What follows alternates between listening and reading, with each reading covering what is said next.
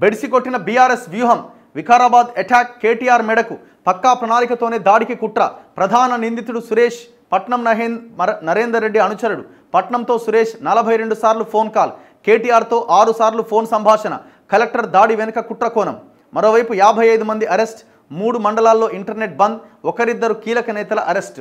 ఇవాళ పట్నం నరేందర్ రెడ్డిని కూడా అరెస్ట్ చేసిరట. కేబీఆర్ పార్క్లో వాకింగ్ చేస్తున్నాడు సారు. అంత మంచిగా చేసి ఆడ జల్సాలు చేస్తున్నాడు. ఏమని కేటీఆర్ ట్వీట్ చేసినట్టు అరెస్ట్ గురించి. ఎందుకు ఆయన అరెస్ట్ చేయలేదనా? వాట్సాప్లో పెట్టినా.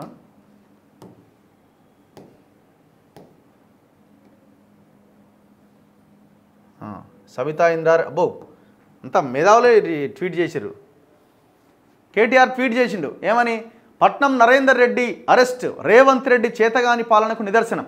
తన సొంత నియోజకవర్గంలో ప్రజలు చేసిన తిరుగుబాటును బీఆర్ఎస్కు ఆపాదించే కుట్ర. కార్యకర్తలతో మాట్లాడినా కూడా ప్రజాప్రతినిధులను అరెస్ట్ చేస్తున్న దౌర్భాగ్య ప్రభుత్వం ఇదట. ఎవడన్నా 42 సార్లు ఫోన్ చేసి 42 సార్లు ఫోన్ చేస్తే 42 సార్లు ఎత్తుతావా? ఒకడే ఫోన్ చేస్తే 42 సార్లు మాట్లాడే నాయకుడు ఎవరు చూపించా? ఒక ఆయనని.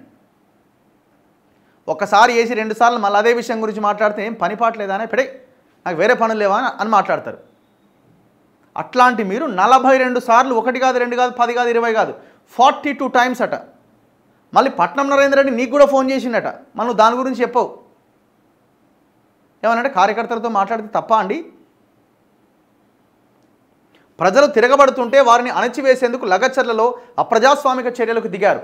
నువ్వు నీ ఎమ్మెల్యే, నీ మాజీ ఎమ్మెల్యేని, మీ నాయకుడు ఆడ జనం జైల్లోకి పోయి మీరు రెచ్చగొట్టి అనవసరంగా వాళ్ళని ఇబ్బంది పెట్టి జెన్యూన్ ఇష్యూని పక్కదారి పట్టించి ప్రభుత్వాన్ని రేవంత్ రెడ్డికి అప్పర్ హ్యాండ్ వచ్చేలాగా చేసి ఇవాళ రైతులని నాశనం చేసింది, ఇబ్బంది పెట్టింది మీరు ఏం చేయాలా? రైతులు అక్కడ పోవాలా, జైలు దగ్గరికి పోవాలా?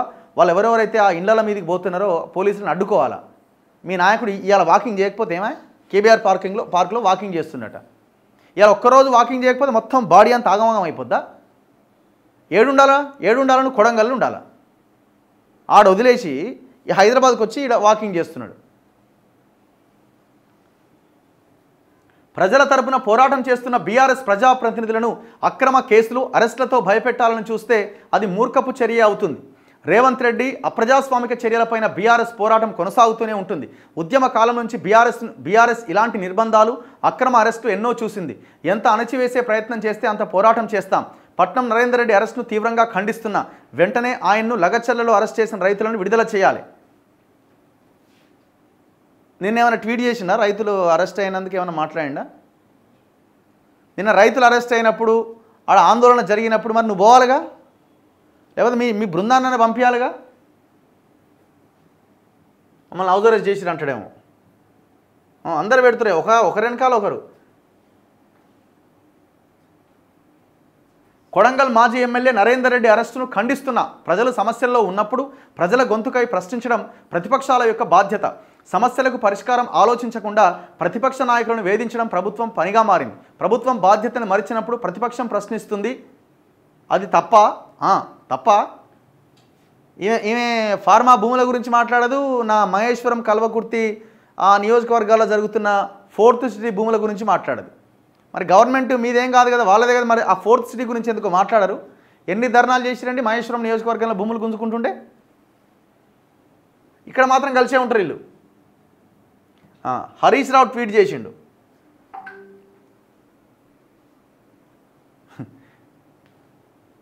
జర్ర అటు ఇటు మార్చినట్టు ఇది టెక్స్ట్. ఒక్కరే టైప్ చేస్తారు. నాది టైప్ చేయ అన్నప్పుడు ఒక ఆయన టైప్ చేస్తున్నాడు. ఎవరికి పెట్టాల్సింది వాళ్ళకి పెడుతున్నాడు. మాజీ ఎమ్మెల్యే పట్నం నరేందర్ రెడ్డి గారిని అక్రమంగా అరెస్ట్ చేయడం దుర్మార్గం. దీన్ని తీవ్రంగా ఖండిస్తున్నాం. పాలన గాలి కొదిలి అరెస్టులు, అక్రమ కేసులు, ముందస్తు నిర్బంధాలు విధిస్తూ రాజకీయ కక్ష తీర్చుకోవడం సిగ్గుచేటు. పచ్చని పొలాల్లో ఫార్మాసిటీ పేరిట చిచ్చు పెట్టడమే మీ ప్రజాపాలన. ఏం మాట్లాడుతున్నావు హరీష్ రావు? నువ్వు 15,000 ఎకరాలు సేకరించినావు. ఇలా 4th సిటీ కోసం రేవంత్ రెడ్డికి అవకాశం ఇచ్చి 15,000 ఎకరాల ఫార్మాసిటీ కోసం సేకరించింది నువ్వేమంటున్నావు? మళ్ళీ పచ్చని పొలాల్లో ఫార్మాసిటీ పేరిట చిచ్చు పెడతారా అంటున్నావు. నడిరాత్రి రైతులను అరెస్ట్ చేసి పోలీస్ స్టేషన్లో పెట్టడమే మీ ఇందిరమ్మ రాజ్యమా? ప్రశ్నించే గొంతులను అక్రమ అరెస్టులు, కేసులు, నిర్బంధాలతో అణచివేయలేరు. మీ బెదిరింపులకు బీఆర్ఎస్ పార్టీ భయపడదు. ప్రజాక్షేత్రంలోనే మిమ్మల్ని ఎండగడతాం. ప్రజల తరపున నిలదీస్తూనే ఉంటాం. అరెస్టు చేసిన పట్నం నరేందర్ రెడ్డి గారిని, రైతులను వెంటనే విడుదల చేయాలని డిమాండ్ చేస్తున్నాం. పట్నం నరేందర్ రెడ్డే ఫస్ట్, రైతులు నెక్స్ట్. అందుకే చూడండి, నరేందర్ రెడ్డిని ఫస్ట్ రిలీజ్ చేసిన తర్వాత రైతులను రిలీజ్ చేయాలి. వీళ్ళు ఆలోచన చూడండి, ఎంత ప్రొయాక్టివ్గా రియాక్ట్ అవుతున్నారు అలా లీడర్ అరెస్ట్ కాగానే.